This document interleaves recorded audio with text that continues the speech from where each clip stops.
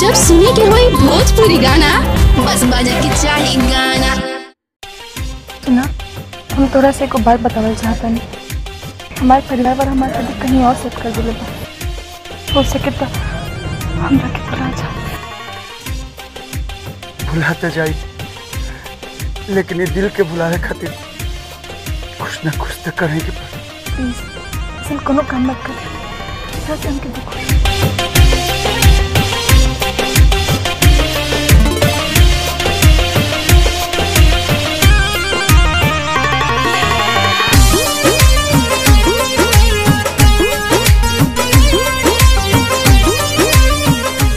और का हाल बा हो? ठीक बा, अभी हम कॉलेज से आवत हनी, कुछ देर बाद बात कर। चलो ठीक बा, बाय।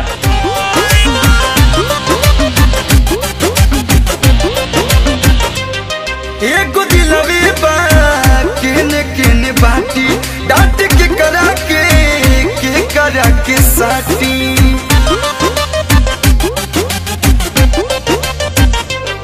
एगो दिलवे बा केने केने बाटी, डांट के करा के साटी। एगो पियावा लेके तकियावा करस इंतजार। एगो पियावा लेके तकियावा करस इंतजार। हाय एगो हाथे लेके महुरावा बैठल बाई यार। हाय एगो हाथे लेके महुरावा बैठल बाई यार।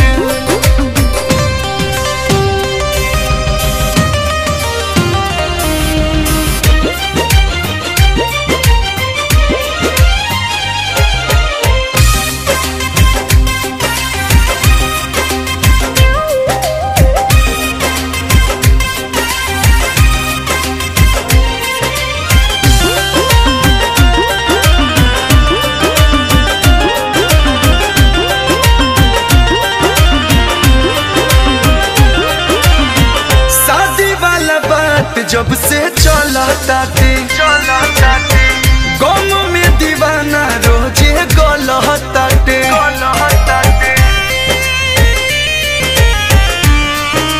हाँ, शादी वाला बात जब से चलताते गम में दीवाना रोजे गलताते।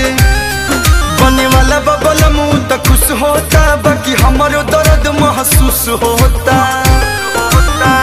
पढ़निया फत में पढ़ी पढ़ी खत में यारवा के समाचार। पढ़निया फत में पढ़ी पढ़ी खत में यारवा के समाचार। है एक हाथे लेके महुरावा बैठल भाई यार। हाय एक हाथे लेके महुरावा बैठल भाई यार।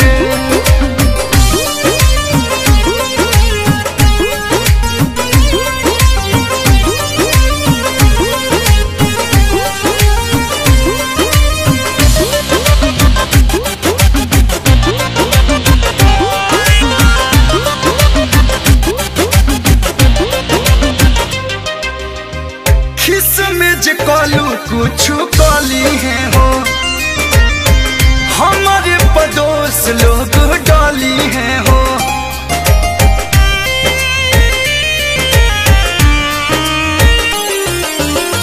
खिस में जे आंसू कुछ कली है हो, हमारे पड़ोस लोग डाली है हो।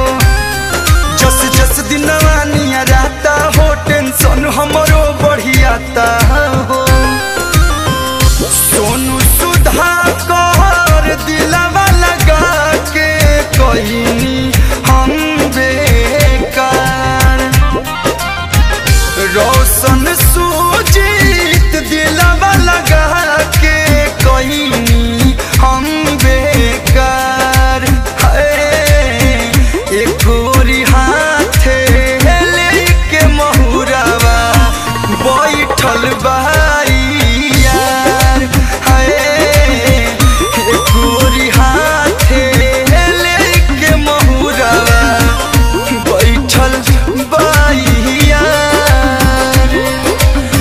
प्रभु उसका ख्याल रखना।